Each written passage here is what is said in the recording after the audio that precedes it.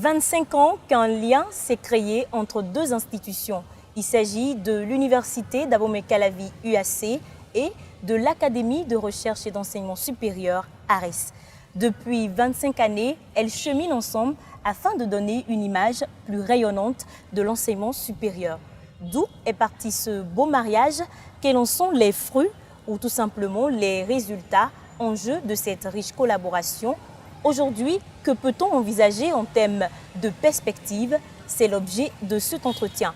Discuter avec les professeurs Souaibou Farougou, Marc Poncelet, Enoch Achigan Dako. Il y aura aussi par moments des interventions, des témoignages, des reportages qui viendront illustrer ou apporter un plus à tout ce qui se dira ici. Alors bonjour professeur Souaibou Farougou, comment vous allez? Ça va bien. Bonjour professeur Marc. Alors tout de suite professeur Souaibou Farougou, on va partir même de l'histoire de cette coopération. Dites-nous, quelles ont été les raisons qui ont prévalu à la naissance d'une coopération avec la Belgique? En 1996-97, dans un contexte où il n'y avait qu'une seule université au Bénin, l'Université nationale du Bénin. À l'époque, il y avait très peu de laboratoires équipés, avec un plateau technique assez réduit, aussi bien pour les formations pratiques que pour la recherche. Et également, à cause de la politique d'ajustement structurel qui a été mise en œuvre depuis les années 80, le recrutement des enseignants était également suspendu.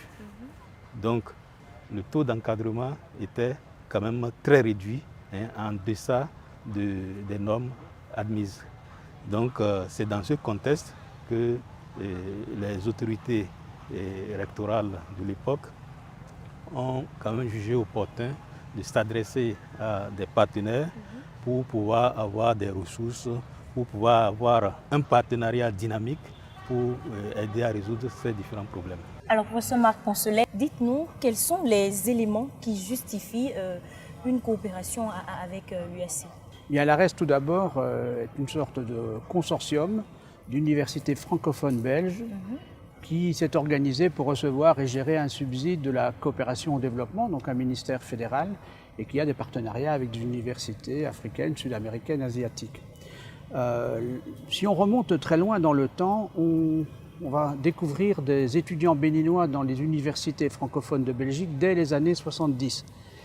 Mais donc ces gens étaient sans doute envoyés plutôt par des ministères. Et puis alors on arrive, ça crée tout de même un milieu, en agronomie notamment, en médecine, en sciences principalement. Et ce milieu a établi des contacts. Et puis alors on arrive dans les années 90. Du côté de la Belgique, on a une crise au Congo sur laquelle on ne reviendra pas, mais qui libère en quelque sorte des fonds pour établir des nouveaux partenariats. Mais surtout, on constate que la coopération par projet, au fond, n'a pas beaucoup d'impact sur les institutions et que parfois les projets marchent très bien, mais les institutions sont très mal. Et que donc se met en place une réflexion globale dans les universités belges autour de cette notion de partenariat institutionnel. Et puis alors, l'ARES, au fond, en 97, c'est 2 ou 3 personnes et quelques universitaires. Aujourd'hui, c'est près de 20 personnes et c'est des dizaines, sinon des centaines d'universitaires impliqués. Donc, cette institution, l'ARES, s'est développée à mesure de ces programmes de coopération. Donc, elle n'était pas vraiment aussi puissante dans le passé qu'aujourd'hui. Alors, parlons toujours de l'historique de cette coopération. On va écouter 2 acteurs. Ils nous parlent de l'impact de ce partenariat sur l'UAC en tant qu'institution.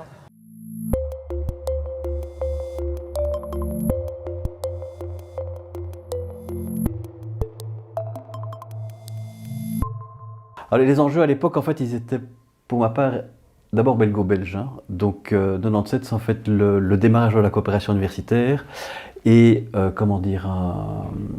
challenge que le secrétaire d'État, parce que c'était un secrétaire d'État à l'époque, à la coopération belge, avait mis auprès des universités de la Fédération Wallonie-Bruxelles. Qui était en fait un deal assez simple, de dire je suis, moi en tant que secrétaire d'État, disposé à vous confier des budgets relativement importants et je suis prêt à vous déléguer toute la mise en œuvre de ces budgets dans les projets, les programmes qui vous intéressent, Mais une chose est importante pour moi, je ne veux pas que ces budgets soient disséminés sur une myriade de petits projets dont on ne pourrait pas évaluer l'impact et voir un peu leur contribution au développement des pays qui bénéficieraient de ces subsides. Et un inventaire a été fait, on s'est dit tiens, mais il y a quand même un certain nombre de pays où on pourrait commencer à développer des actions. Donc le Bénin fut l'un des premiers pays, il y a eu un consensus assez fort, tout le monde était un peu actif dans ce pays-là. Il fallait démarrer très rapidement puisque l'argent était disponible et donc ce qu'on a pu faire à l'époque comme première activité était de poursuivre ou d'amplifier des coopérations qui existaient mais qui étaient extrêmement personnalisées. Il était fortement question de former surtout des formateurs.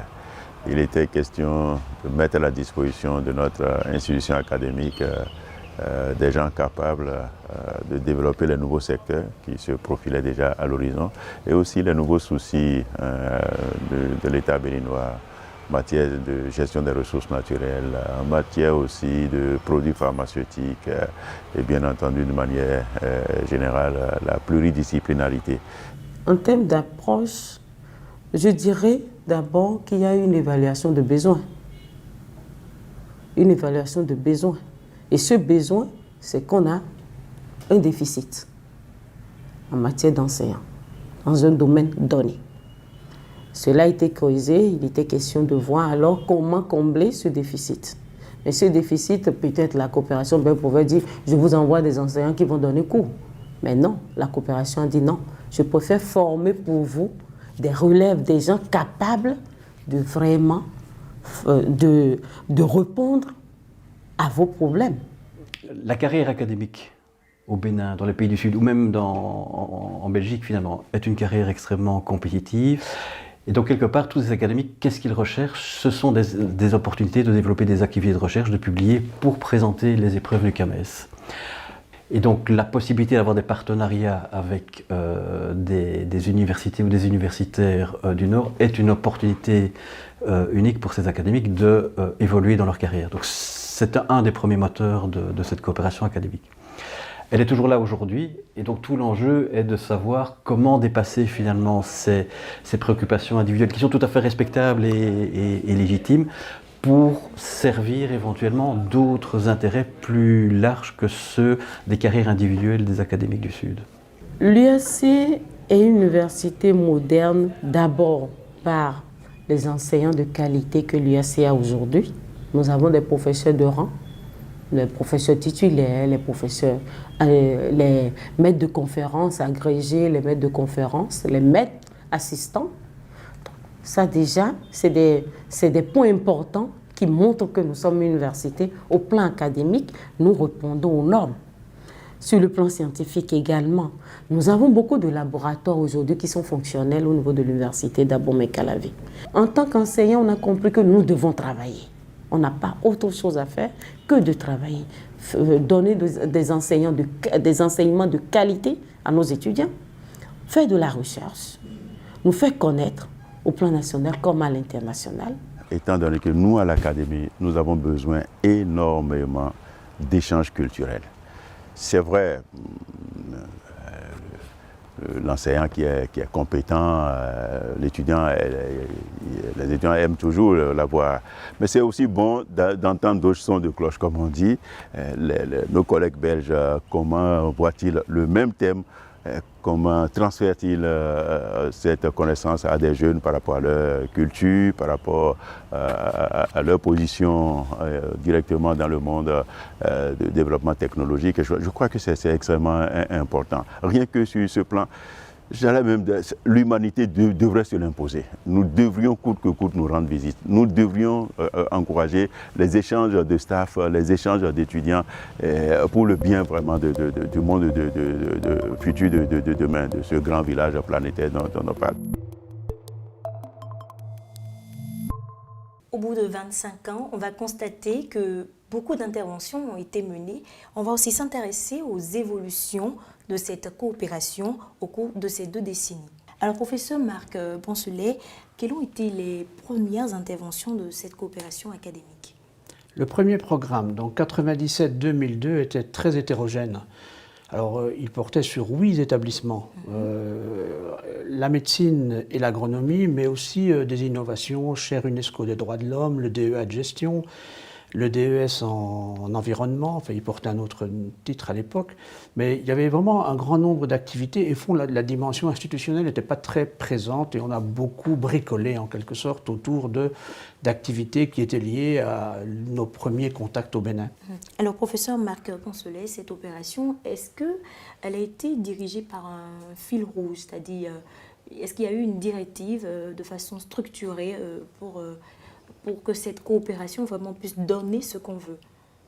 Alors le fil rouge, il s'affirme surtout à partir du deuxième programme, donc après 2002, avec un accent qui est mis et qui sera mis jusqu'au bout sur la coopération avec l'institution à travers des renforcements administratifs transversaux, donc qui concernaient plusieurs établissements. À partir de 2002, l'accent a été mis très clairement sur les doctorats, sur au fond la relève académique, et donc on avait soutenu des DEA, des DES dans le premier programme. Bon nombre de ces gens ont continué en thèse dans la suite, et donc on a eu, je crois dans le second programme, 22 doctorats. Et à côté de ces doctorats dans différents domaines, gestion, agronomie, puis des spécialités de médecine, on a affirmé une série d'actions dans le domaine du désenclavement. Et on a mis en route alors toute la question de l'accès au réseau. Et puis, on a eu l'appui à la documentation, à la bibliothèque, l'appui à l'administration. Et puis, alors, un élément très important, c'était la pédagogie universitaire qui a commencé à cette époque dans une institution qui s'appelait non pas CPUAC, mais CRPU à l'époque. Et puis alors, on voit que là, on a les ingrédients des programmes futurs qui sont mis en place. Alors, professeur Souaibou Farogou, je vous relance la question. Comment vous avez apprécié cet appui-là, cet appui institutionnel? Oui, l'appui institutionnel était déterminant dans le domaine académique en général. Et les masters qui ont été mis en place avec le troisième programme, ces masters, donc dans le domaine du contrôle de qualité des aliments, par exemple, dans le domaine de l'informatique, vous voyez, dans le domaine des énergies renouvelables, c'est des domaines phares. Donc ces masters n'ont pas été mis en place au hasard. Alors, professeur Marc Poncelet, le programme est-il vraiment adapté pour développer une instance universitaire? Est-ce que vous voyez que ce programme est adapté? Oui, alors en termes académiques, on a formé, je pense, dans ce programme plus d'une centaine de docteurs et la plupart de ces docteurs sont devenus des professeurs de l'UAC, certains par ACU ou ailleurs d'ailleurs. Donc c'est un appui qui est tout de même important puisqu'il y a près de 800 professeurs aujourd'hui à l'UAC, donc vous voyez la proportion est tout de même très importante. Alors est-ce qu'il est adapté? Il faut noter que le dernier programme, donc celui qui se termine maintenant, a été complètement différent dans son orientation des précédents, puisque à la demande du recteur Saint-Saëns à l'époque et du vice-recteur Farougou, on a choisi, enfin on a embrayé sur leur demande pour appuyer des licences professionnelles dans des établissements classiques. Et donc on a mis en place un appui à la formation de premier cycle professionnalisante sur 10 filières. Et de notre côté en Belgique, on a demandé l'appui des hautes écoles qui en Belgique sont spécialisées dans ce genre de choses. Alors la coopération académique, je veux dire, hein, ce n'est pas que l'appui institutionnel, il y a également les programmes de recherche, de formation. En termes de recherche, professeur Souaibou Farogou, dites-nous quels sont les progrès qu'on constate? Évidemment, la recherche est basée essentiellement sur la formation des docteurs et des masters également. Et ce qui est quand même remarquable, c'est que lorsqu'on voit l'évolution des articles, par exemple, si je prends cet exemple-là, il y a 15 ans, l'université d'Abomey-Calavi publiait en moyenne autour de 150 articles scientifiques par an. Et aujourd'hui, nous en sommes à 750. Un progrès. 750. Vous voyez qu'il y a quand même un net progrès. Évidemment, ce n'est pas exclusivement dû à la coopération avec la Belgique, mais il y a quand même un lien par rapport à cela. Et lorsqu'on voit également les docteurs, et le nombre de docteurs est passé à peu près de 50 par an à 150 aujourd'hui par an. Donc, cela veut dire que cette coopération a quand même eu vraiment un impact retentissant dans le développement des activités de recherche à l'Université d'Abomey-Calavi. Voilà, on va voir maintenant concrètement, à travers des focus sur des projets de formation et de recherche, quels ont été les impacts sur les étudiants, sur l'Université d'Abomey-Calavi et sur la société en général. On suit.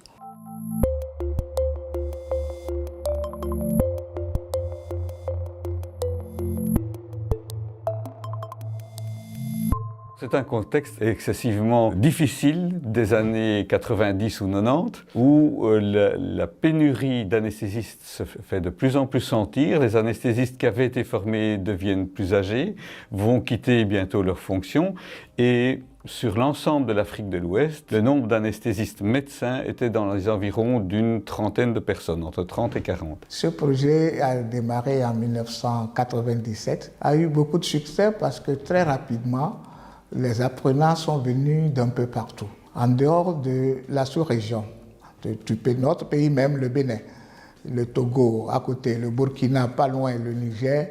Nous avons eu des apprenants venus de très loin. Certains sont venus des Comores, de Djibouti et même de Madagascar. Donc ça a permis de former sur une vingtaine d'années 132 médecins anesthésistes réanimateurs.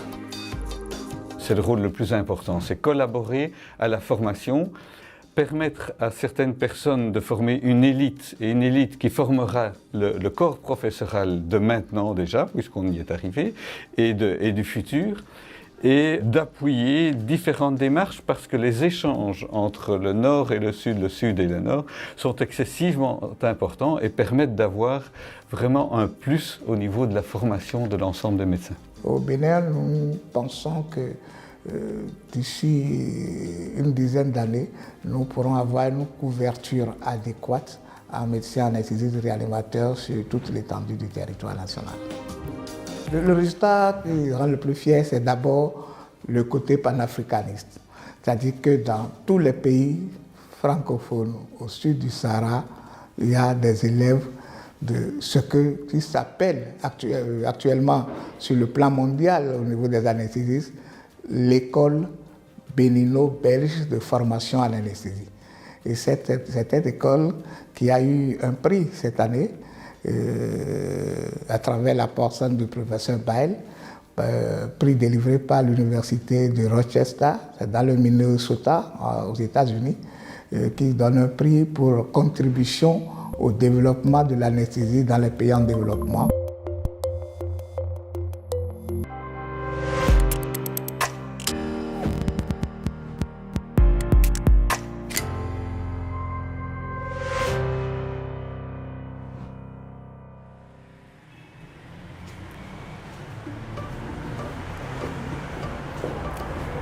Je vous souhaite la bienvenue à l'École du patrimoine africain, qui est une institution panafricaine qui s'occupe de la sauvegarde et de la valorisation du patrimoine culturel des pays africains. L'École du patrimoine africain est une référence en Afrique en ce qui concerne les questions patrimoniales.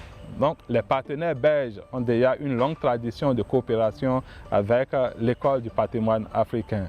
Ces partenaires ont déjà beaucoup travaillé dans la ville de Porto-Novo en réhabilitant un certain nombre de places et en mettant en place un certain nombre de structures. C'est suite au constat aussi que les villes béninoises regorgent de patrimoine, mais malheureusement, ces patrimoines ne sont pas valorisés. Ces patrimoines peuvent contribuer à l'essor économique de ces différentes villes. Malheureusement, cela n'était pas encore le cas. Donc, suite à ces différents constats, nous avons décidé ensemble de mettre en place ce projet. Le projet, il est dimensionné autour de la création d'un centre de compétences dans une structure existante. Donc, il y a de l'équipement, il y a des tas de choses autour de ça, autour de ce centre. Mais il y a principalement 4 doctorants. Donc, le gros du budget, mais aussi de l'activité, c'est l'encadrement des doctorants. Ces 4 doctorants doivent venir d'institutions différentes. Ils doivent respecter aussi une certaine parité de genre, hein, donc ce qui est tout à fait logique. Il a été constaté qu'il est important de former des chercheurs afin qu'ils constituent pour la suite des cadres, des experts, des techniciens pour des appuis conseils au niveau des municipalités afin que les projets de développement puissent tenir compte du potentiel économique du patrimoine culturel. Donc, ces doctorants vont apporter des projets auprès des municipalités qui mettent en valeur le patrimoine culturel, qui font ressortir le potentiel du patrimoine culturel en matière de développement économique, développement social, de développement historique aussi, parce que c'est important de se baser sur l'histoire de chaque ville, de chaque pays pour se développer.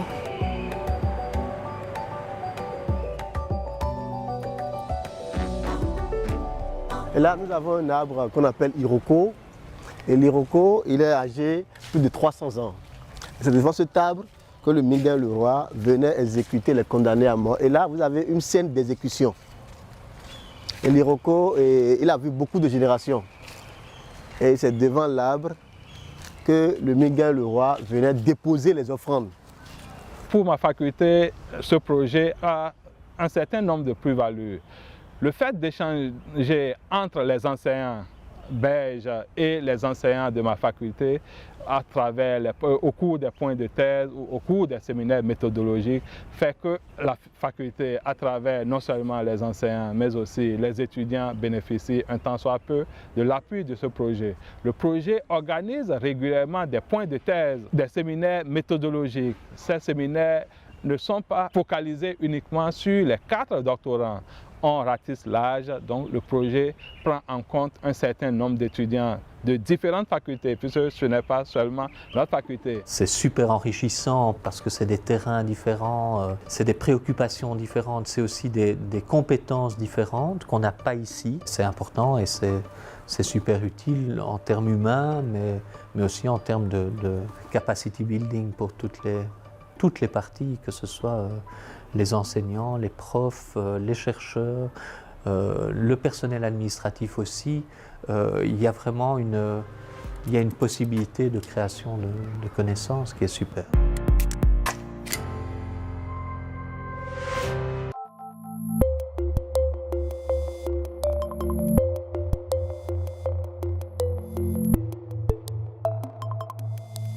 J'ai été appelé dans le cadre de l'appui institutionnel. Le dernier appui institutionnel en date vise à développer plus des licences pro, donc des bacheliers professionnalisants, ce qui correspond aux bacheliers professionnalisants en Belgique.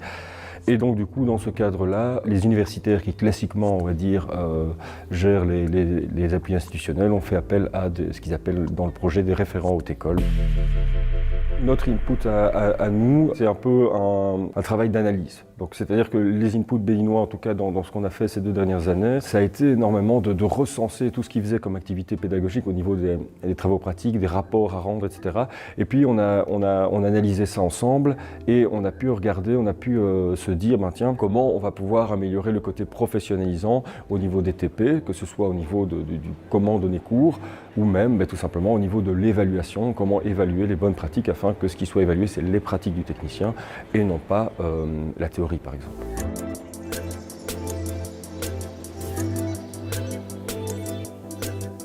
On a des approches différentes. On est à l'UAC par exemple dans un canevas très universitaire. Quand ils sont venus chez nous, ils ont pu se rendre compte que par exemple les hautes écoles, les professeurs sont beaucoup plus proches des étudiants. Donc il y a des types de pratiques, des types de communication qui sont différents. Je pense que ça peut qu'enrichir, les échanges ne peuvent qu'enrichir.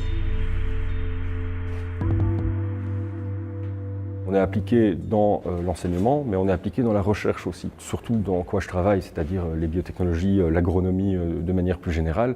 On est tout le temps dans l'appliqué, on est tout le temps sur le terrain. Et donc ça, c'est quelque chose qui vient bien en complémentarité par rapport au socle universitaire qui est en place, je pense. Et c'est sur ces complémentarités qu'on peut jouer maintenant, je pense. Une amélioration tangible, c'est qu'on a augmenté, on a vraiment fait un travail sur l'augmentation du nombre de lieux de stage à l'extérieur, que ce soit dans des laboratoires d'analyse, que ce soit dans des entreprises privées ou autres. Sur ces dernières années, depuis qu'on a fait le travail au niveau de la connaissance, il y a une partie des étudiants qui sont sortis de la formation, d'autres ont continué en master, qui ont été engagés notamment dans les laboratoires, souvent là où ils ont fait leur stage de fin d'études.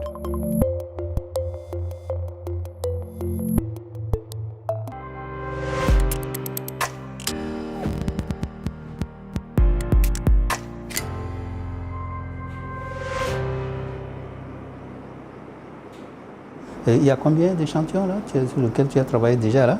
Bon, j'ai travaillé déjà sur 1024 échantillons. Sur 1024 individus. Individus prélevés sur le terrain. La genèse d'un projet, ça part du fait que chacun de nous, partenaires, homologues, on commence par réfléchir sur une problématique. Moi, je suis formé spécialisé dans le domaine aquatique, des ressources aquatiques. Donc tous les problèmes qui se posent à la gestion des ressources aquatiques vivantes au Bénin, ça fait notre préoccupation. Donc il faut d'abord identifier un problème. Et avec les homologues belges, nous réfléchissons ensemble, un problème est identifié et puis on rédige un protocole que nous soumettons, un projet que nous soumettons. Les substances de ponte, là, c'est des résidus d'ananas. Voilà. Maintenant, au niveau de la croissance, il peut varier plusieurs types de substances. Oui. Donc, en fonction des besoins que je recherche chez l'espèce, que ce soit les lipides, les protéines, etc. Ok. Cette idée de projet axé sur la formation vient du fait que, en réalité, comme un adage le dit chez nous, il vaut mieux apprendre à pêcher le poisson que de lui donner le poisson. On s'est rendu compte qu'il y a une insuffisance de cadre à ce niveau-là. Et lorsque nous avons pensé, nous avons identifié ces problèmes-là, nous avons jugé utile de former des cadres béninois, des techniciens, des professionnels déjà sur le terrain pour une meilleure gestion des ressources aquatiques vivantes, non seulement au Bénin, mais au niveau sous-régional. Nous rentrons ici dans notre écloserie. L'écloserie qui est un local au niveau duquel nous faisons de la reproduction des poissons. On fait de la reproduction, on fait de l'élevage larvaire. Il y a un certain nombre de doctorants qui sont aujourd'hui déjà docteurs, qui ont été formés dans le cadre de cette coopération. Donc ce sont des acquis extrêmement importants. Ça, c'est les ressources humaines de qualité. En dehors de ça, il y a les équipements. C'était très important pour nous. Sinon, le laboratoire ne pouvait pas décoller. Et nous arrivons, à travers ces programmes, de faire des publications. C'est un acquis extrêmement important sur le plan scientifique. Donc nous faisons de la recherche. Les résultats que nous obtenons, ces résultats sont vulgarisés auprès des pisciculteurs qui produisent les poissons. Et le bénéfice maintenant pour le consommateur, c'est d'avoir des poissons. C'est d'avoir suffisamment de gros poissons. Et le bénéfice pour les producteurs, c'est de produire de gros poissons et à vil prix. Les ambitions scientifiques, c'est de poursuivre la recherche scientifique dans le domaine qui est le mien, à savoir le domaine des milieux aquatiques et de la gestion des ressources aquatiques, la connaissance des milieux aquatiques et de leurs ressources. C'est ça mes ambitions du point de vue scientifique, et de publier et de faire connaître au monde les potentialités, les nouvelles découvertes dans ce domaine-là au plan scientifique. Et puis également former des cadres compétents pour la relève. Voilà, on vient de le voir, des résultats concrets ont été obtenus et dans des domaines variés. Parlons à présent d'avenir, de futur, avec nos deux invités. Professeur Atigandako Enoch nous a rejoint entre-temps. Alors dites-nous, professeur, on dit d'une université qu'elle doit répondre aux besoins de sa société. Est-ce que c'est le cas de l'UAC? L'université d'Abomey-Calavi est une université orientée vers le futur. C'est une université qui, déjà dans son plan de stratégie depuis 2012, a dressé un cadre assez concret pour travailler à ce que les diplômés de l'UAC puissent d'abord s'insérer convenablement dans la société.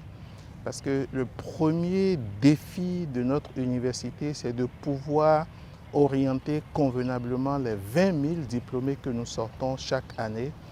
Et c'est pour cela que dans la coopération belge, on a travaillé essentiellement à la professionnalisation. Et la formation académique classique ne convient plus à ce que le futur nous propose comme scénario. Et donc l'université d'Abomey-Calavi se positionne pour être cette université du futur qui arrive à répondre convenablement aux exigences de la société. Alors dites-nous, professeur Marc Poncelet, quel est votre regard sur la question? Est-ce que réellement, au vu de ces 25 années de coopération avec l'UAC, est-ce qu'on peut dire que l'UAC répond néanmoins aux besoins de sa société? En tout cas, on espère qu'on a contribué quelque peu à cet objectif et c'est en tout cas un objectif principal de la coopération universitaire puisqu'elle est tout de même, en tout cas du côté de la Belgique, financée très largement par un ministère de la coopération et qui n'est pas seulement un ministère de l'Éducation nationale et qu'on doit appuyer l'université à rencontrer les problématiques de développement du pays. Alors, probablement qu'un des objectifs est rempli, c'est-à-dire qu'en contribuant à soutenir une université qui produit l'immense majorité des cadres dans ce pays, qu'ils soient privés, qu'ils soient dans le secteur public ou la société civile, on remplit notre rôle. Alors, en dehors des difficultés, des réussites, professeur Atilgon Dako Enoch, il y a énormément de défis aujourd'hui qui se présentent au monde académique béninois. Dites-nous un peu, quels sont ces défis? Le tout premier défi, c'est un défi infrastructurel. Les universités au Bénin, et plus particulièrement l'université d'Abomey-Calavi, doivent travailler à réorganiser ces infrastructures de façon à répondre aux besoins de formation d'aujourd'hui. L'autre défi qui se pose à nous, c'est la réponse des laboratoires par rapport aux contraintes exprimées par les populations à la base. Les difficultés en énergie, les difficultés en agriculture, les difficultés en économie numérique doivent trouver leur solution au niveau des prototypes que les universités doivent développer. Et ça, c'est un défi à relever. Le troisième défi, à mon sens, c'est un défi beaucoup plus de financement de la recherche.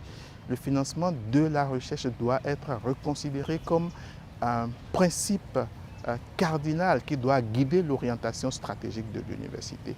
Le quatrième défi, c'est le défi pédagogique. Communiquer avec les apprenants doit être une joie pour chaque enseignant. La pédagogie doit être au cœur de l'ensemble de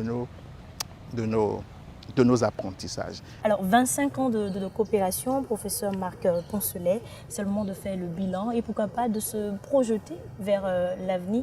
Alors, comment vous voyez évoluer cette coopération entre la Belgique et le Bénin? Je pense que la cible a fondamentalement changé et l'outil doit changer. Et donc, je pense que nous devons recentrer, cibler nos apports, qu'ils soient administratifs, institutionnels, scientifiques et pédagogiques, et probablement revenir sur une vocation fondamentale des universités, c'est-à-dire tout de même d'apprendre, d'enseigner, de faire de la recherche et du service à la collectivité. Alors, professeur Enoch, je vous relance la question. Le futur de cette coopération, comment vous le voyez? Alors, je n'irai pas à l'antipode de mon collègue Marc. Je vois plutôt cette coopération dans le sens de l'amplification de la professionnalisation. Ici, tout est question d'impact. Mon souhait, c'est que des générations de demain puissent reconnaître que la coopération belge a contribué aussi à leur formation. Ça, c'est une dimension capitale aujourd'hui où nous avons restructuré notre formation autour du modèle LMD. Alors moi, je vois plutôt une amplification de cette professionnalisation. Au lieu de rester dans des domaines ciblés ou parcellaires, je vois une capacité à renforcer les formations prioritaires. Bon, il y a des formations prioritaires que nous avons mises en place. Je vois aussi que nous devons avoir une base de données de l'ensemble des apprenants qui ont pris le parchemin que nous avons mis en place. Et je vois une connexion avec ceux-là qui doivent recontribuer à nourrir le système avec leur expertise et aussi avec leur capacité d'innovation. Donc je vois l'impact de la coopération belge comme une action à centrer dans le débat de la coopération dans les années à venir. Alors merci à tous les deux. Le futur repose entre autres sur les nombreux doctorants formés appelés à assurer la relève de demain, la relève académique, soit à s'insérer dans le secteur privé ou le secteur public. Et on va écouter le témoignage de quelques-uns.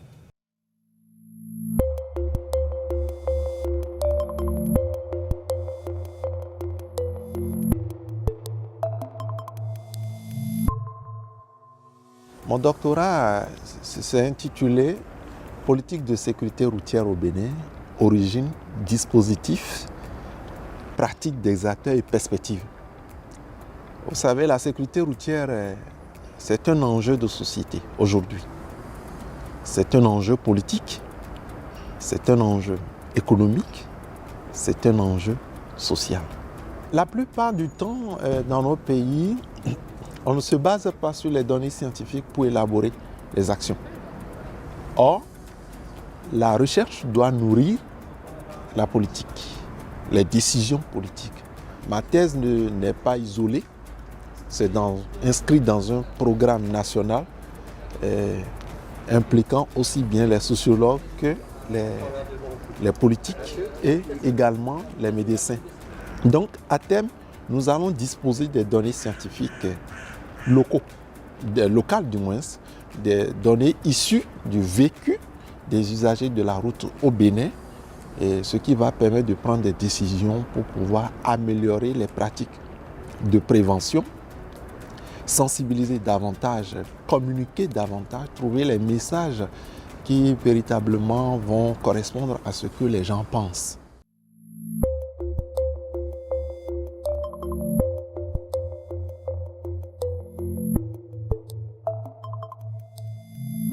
Moi, c'est Dima Lederon. Je suis docteur en sciences de l'Université de Liège, en Belgique. Il faut dire que tout au départ, j'avais commencé dans ce laboratoire en 2005-2006 avec le professeur Philippe Laleyet, qui est notre père fondateur, on peut le dire. Et après le premier diplôme que j'ai ici de master, il fallait se spécialiser en pêche aquaculture, comme je suis avec lui. Donc j'ai dû faire un master en aquaculture à l'Université de Liège, financé par l'ARES. C'était le tout premier, la toute première bourse que j'avais gagnée. Et par la suite, je suis revenu parce qu'il faut toujours contribuer à la recherche au Bénin avec le professeur Philippe Laleyet. Et puis, on avait vide en temps en taxonomie des poissons d'Afrique de l'Ouest. Et donc, il a bien voulu que je commence directement la thèse. C'était avec le professeur Pierre Van de Waal, qui est maintenant pensionné du laboratoire de morphologie fonctionnelle dirigé actuellement par le professeur Éric Parmentier. Tout est parti de là, donc c'est de la taxonomie. On ne pouvait pas rester, je ne pouvais pas faire tout à l'Université de Liège. Et du coup, je me suis retrouvé par la suite au Musée royal de l'Afrique centrale et au laboratoire des vertébrés, je dirais, dirigé par le professeur Jos Nos. Donc je dirais que j'ai fait le parcours pour la thèse entre l'Université de Liège et le Musée royal de l'Afrique centrale.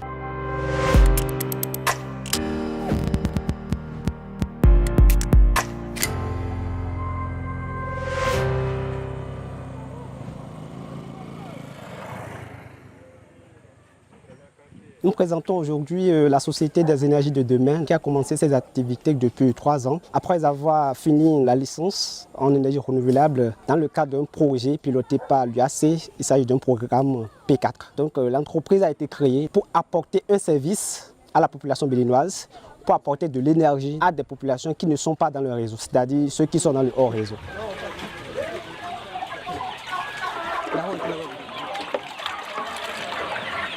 Nous sommes ici dans un village où il n'y a pas d'énergie.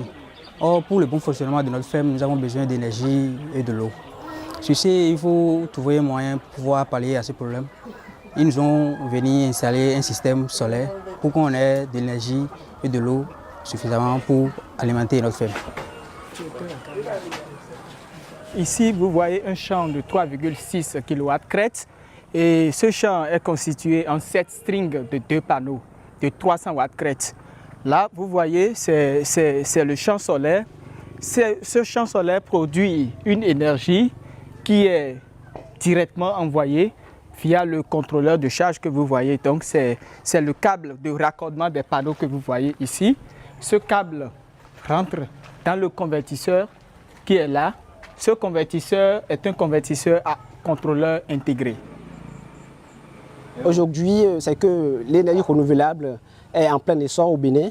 Donc c'est une occasion vraiment pour nous de développer notre entreprise. Parce que je le rappelle, depuis 3 ans, on a juste fait 3 ans en réalité, mais aujourd'hui on est connu un peu partout dans le Bénin, plus de 40 communes déjà. Voilà, on vient de suivre ensemble le témoignage ou les témoignages de quelques doctorants et entre-temps, le professeur Souaïbou Farougou va nous rejoindre. Et alors, professeur Mac Poncelet, on rappelle que quand même cet entretien entre dans le cadre des 25 ans de célébration. Est-ce que vous avez quelque chose à dire par rapport à ça avant qu'on termine? Merci. Donc on fait ce film et puis on est occupé à compiler toutes les données, tous les indicateurs d'impact de la coopération. Ça se fait ici au rectorat. Et le 24 et le 25 février, l'UAC organise un grand événement qui sera à la fois une célébration et une évaluation de la coopération qui interviendra au bon moment puisque du côté de l'ARES, on est dans une année générale d'évaluation de tous les partenariats. Une année de redéfinition et on va verser notre contribution de ces 3 manières dans cette redéfinition. Alors, professeur Souaïbou Farougou, 25 ans de célébration, qu'est-ce que vous avez? Quel est votre souhait en quelque sorte pour cette coopération? Évidemment, 25 ans, c'est quand même, disons, une coopération qui a duré dans le temps et qui a quand même apporté beaucoup de résultats au niveau de l'université d'Abomey-Calavi. Nous aurons souhaité qu'une nouvelle phase soit ouverte et que d'autres types d'appui puissent être engagés par nos partenaires pour le rayonnement de l'université d'Abomey-Calavi. Alors, un souhait, professeur Atigui Ondako Enoch, pour cette coopération bénino-belge? C'est une coopération que je qualifie de mature et c'est une coopération qui a appris à consolider les acquis et à apprendre des erreurs, des échecs. Et je crois que c'est une coopération qui doit continuer.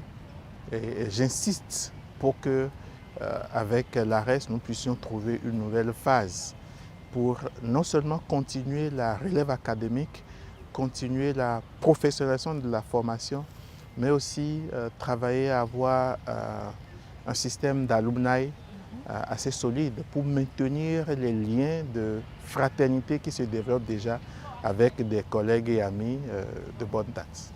Alors, merci à nos 3 invités avec qui plutôt on a abordé l'histoire de cette coopération, le présent et le futur d'ailleurs de la coopération académique. Le partenariat ne s'arrête pas là, après 25 ans. Il y a beaucoup de défis à relever. Le professeur Atigui Ondako Enoch a soulevé quelques-uns de ces difficultés-là. Mais bon, on souhaite quand même bon vent à cette coopération, bon vent aux acteurs impliqués, bien entendu, dans cette coopération, à l'UAC et à tous les établissements d'enseignement supérieur en Belgique qui animent ce partenariat.